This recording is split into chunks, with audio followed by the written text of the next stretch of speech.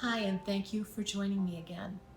Today I'm going to present the third excerpt from my novel, Not in America. This excerpt deals with Sam, who's the main character. He's a Jewish boy who is in love with a Gentile girl. When he meets her, she's engaged to a boy in the KKK, which of course poses problems.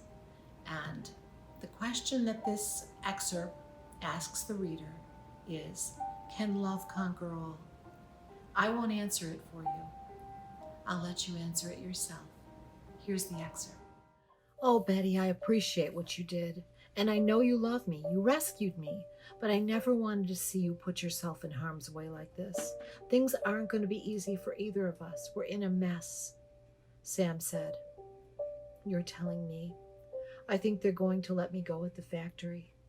I don't know how the people I work with have already found out about this, but they have, and they're talking. And the papers haven't even come out yet. Sam looked at her and said, And your parents, what did they say? I haven't seen them yet, but they'll be livid when they find out about us. And John, you know he belongs to that KKK. They hate Jews. Just wait until he hears about this. Betty bit her lower lip. The first thing he'll do is break off the engagement. Then he'll probably come after me, Sam said. I'm glad about the engagement. I didn't have the courage to do it. I don't want to marry him, but my God, Sam, I would die if he hurt you. Yes, well, now you won't have to marry him. I can't promise what he will or won't do to me. You know him better than I do. I'm scared for you, she said. I knew what I was getting into when we started. I won't lie, I'm afraid. But I wouldn't change it for the world. Your love has been worth whatever price I may have to pay. I would marry you in a minute. In fact, I plan on it. I just don't know how we will live, where we will live.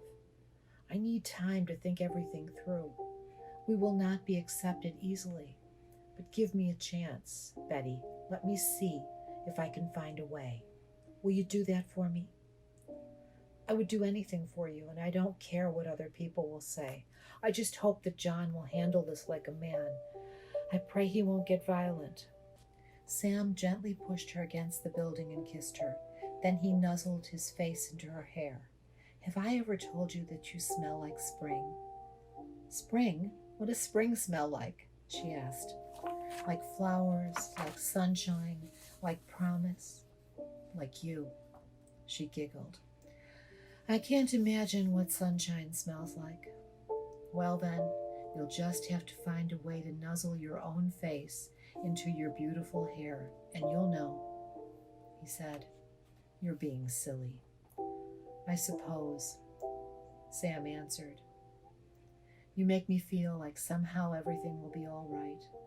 It will, you'll see, she said, purring at his touch. I wish there was somewhere we could be alone, Sam said, holding her hand in his and gently placing kisses on each of her fingers. I don't know of anywhere. My parents will be home in a half an hour. I wish I could invite you to come over for dinner, but I know. It's all right. I'm going to go home. I'll come back, though, in a day or two, as soon as I have some idea of how we might be able to work this out. I would run away with you, she offered. That's what I'm thinking. We could run away together, but I need a job. I have to find a way to support you. As much as I would like to think we could live on love, I know it's impossible. So give me a chance to find work, and then I'll be back for you. I love you, Samuel. In spite of all the hatred and cruelty we might face from other people for being together, I love you. He held her close to his chest for several long moments. Then he whispered, I love you too, Betty, and God help us. Things could get a lot worse for us than we realize. Thank you again for joining me. And if you're interested in the book, it's available for pre-order. Just click the link below. It will redirect you to the page. I so appreciate all of you. You have no idea how much you mean to me.